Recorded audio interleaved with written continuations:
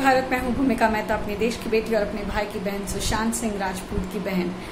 कल की मेरी वीडियो बहुत लोगों को बहुत अच्छी लगी क्योंकि इसमें सिद्धार्थ पिठानी की बात थी।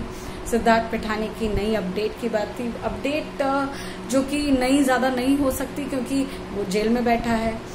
काफी लोगों ने कमेंट पे ये लिखा कि वाई सिद्धार्थ पिठानी ओनली, रिया चक्रवर्ती को क्या नहीं भेजा जाएगा जेल में। तो आपको बता दूं कि रिया चक्रवर्ती जिन लोगों के साथ उठती बैठती है अभी भी, उनका दबदबा ही ऐसा है कि उनके जो काले कारनामे हैं या दुष्कर्म है उसे बहुत इजीली वाइप आउट किया गया है।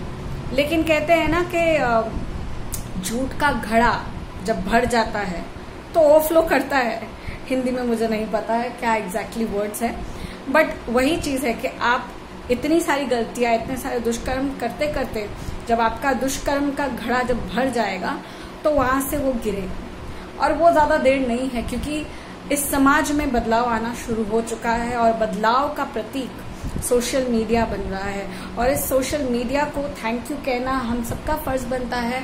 हमारी जो जनता है उनको थैंक यू बोलना हमारा फर्ज बनता है, क्योंकि बात कुछ ऐसी है कि अगर हम समझे तो सोशल मीडिया की ताकत इतनी ज्यादा है कि क्या कहें, कि लोगों की दुनिया पलट सकते हैं, बड़े बड़ों को धूल चटवा सकते हैं। और वहीं अगर हम इस सोशल मीडिया के माध्यम से जस्ट यही लिखते रहेंगे ना, justice for SSR, justice for SSR, और कुछ नहीं करेंगे, सोचेंगे जस्टिस कब होगा, तो कुछ नहीं होने वाला है।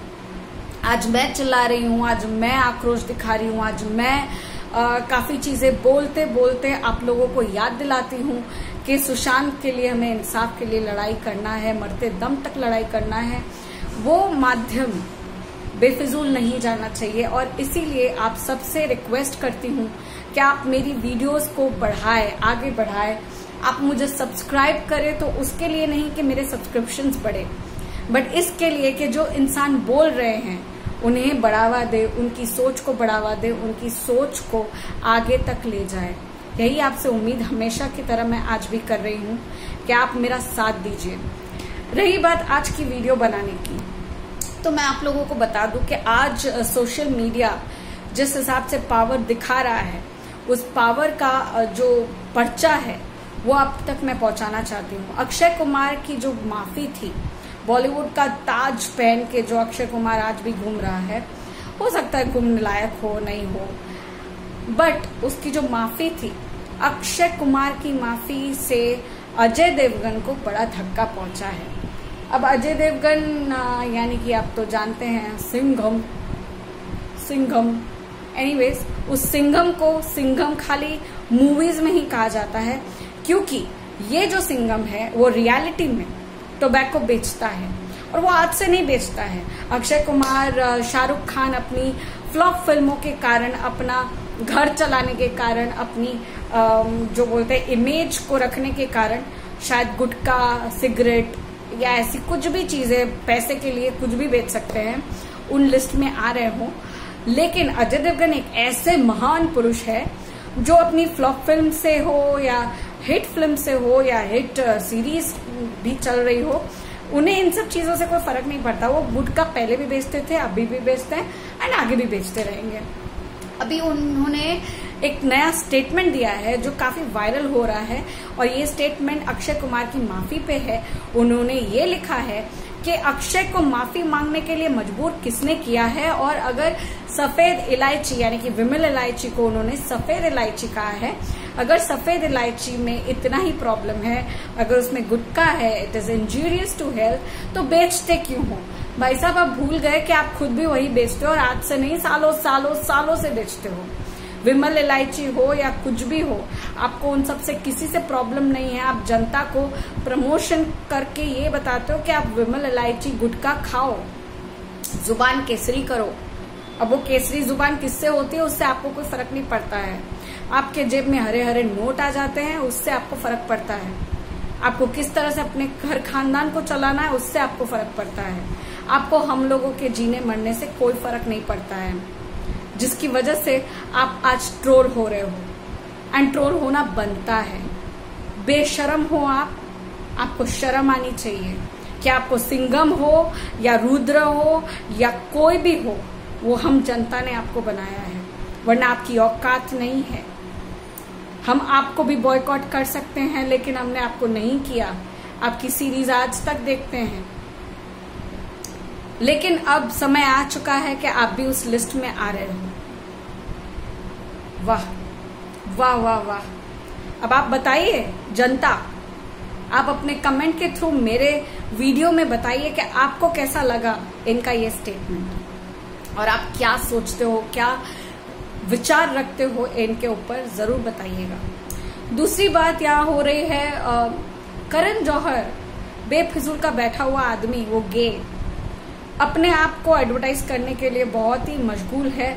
उसने अभी अपनी वीडियो में वायरली बताया है कि उसके मोबाइल में एक व्हाट्सएप सीक्रेट मोबाइल में सीक्रेट व्हाट्सएप ग्रुप है जिसका नाम है ए लिस्ट, और इस ए लिस्ट में रणबीर कपूर और आलिया भट्ट कपूर भी शामिल होना चाहती है, लेकिन उसे शामिल करा नहीं जा रहा है, क्योंकि ये जो ग्रुप है उसमें अडल्ट टॉक तो ऑफकोर्स होगी। जहां करण जौहर है वहां अडल्ट टॉक तो होगी, ऐसा हो ही नहीं सकता है कि वो शरीफ टॉक्स करे।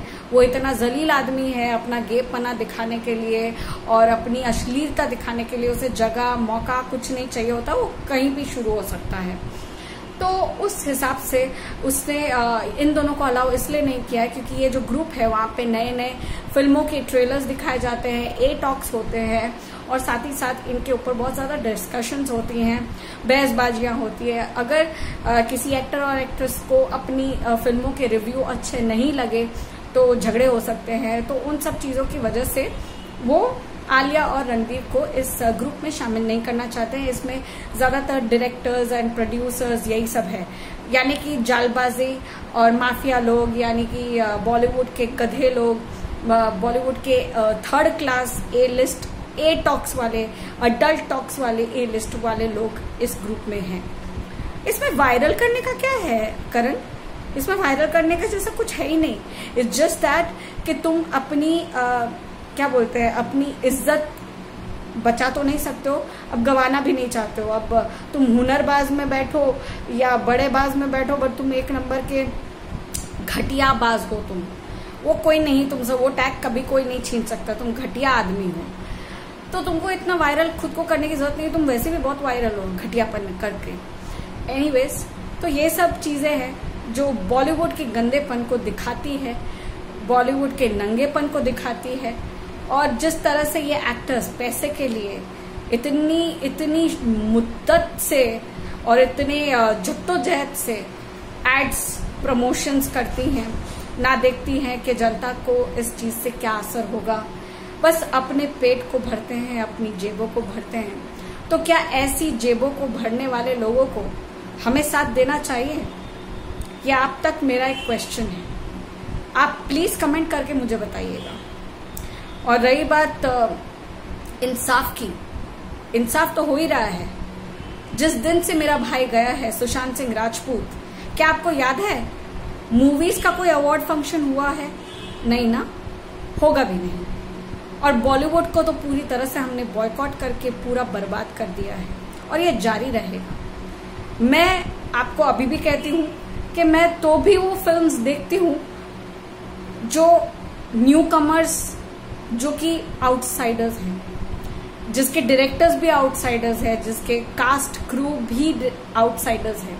क्योंकि ऐसा हो गया है ना कि अब करण जौहर जैसे गंदे लोग के भी दिमाग में बहुत कुछ चलता है, और रही कोई दूसरे डायरेक्टर्स के माथे में भी बहुत कुछ चलता है। उनके दिमाग में ये हो सकता है कि अब लोग ऐसी मूवीज देखेंगे जो जिसमें आउटसाइडर्स हों, तो वो लोग आउटसाइडर्स को लेकर भी मूवी बना सकते हैं। बट हम वैसी मूवीज नहीं देखेंगे। हम प्योरली जहां पर हम देख रहे हैं छोटे बजट की मूवी या कश्मीर फाइल्स जैसी इतनी उम्दा मूवी, वैसी मूवीज हम पसंद करते हैं, और वैसी ही मूवीज हम देखेंगे और प्रमोट करेंगे। रही बात साउथ की मूवीज की, तो मैं RRR भी नहीं देखूंगी, क्योंकि उस RRR में भी सलमान खान की होने की बात आ रही है। तो मुझे जब से सुनाई दिया है तब से मैंने उसको भी त्याग दिया है। मतलब मैं साउथ के इंसानों को भी, लोगों को बोलना चाहती हूँ कि अगर आप समझते हो कि इनको सलमान खान, आलिया भट्ट लोगों को एक्चुअली भाट। इन लोगों को अगर आप एक स्पेशल अपीयरेंस में भी ले लोगे तो हम लोग आपकी मूवी देखेंगे तो आपकी जो मूवी देखी जा रही है वो भी हम बंद कर देंगे। तो कृपया आप सबसे रिक्वेस्ट है कि आप अपनी अच्छी मूवीज में इन सब बॉलीवुड वालों को लेकर ना आए, यही आपसे रिक्वेस्ट है। बाकी आपकी मर्जी, जैसे कि मैं हमेशा कहती हूँ, मैं मरते दम तक लड़ाई करूंगी और मेरी उम्मीद मर नहीं सकती। मेरे भाई को जस्टिस मिलेगा, उसे हर तरह से जस्टिस मिलना चाहिए। वो ड्रग का एंगल हो, वो बॉलीवुड का एंगल हो, वो किसी के साथ कुछ बुरा हो रहा हो, उसको सही करके हर तरफ से उसको इंसाफ मिलना चाहिए।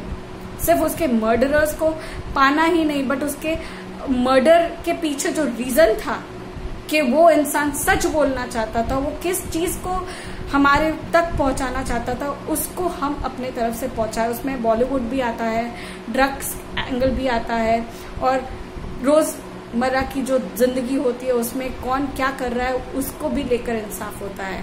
तो हमेशा ये मत बोलिए कि सिर्फ सुशांत की बातें करेंगे तो ही इंसाफ मिलेगा।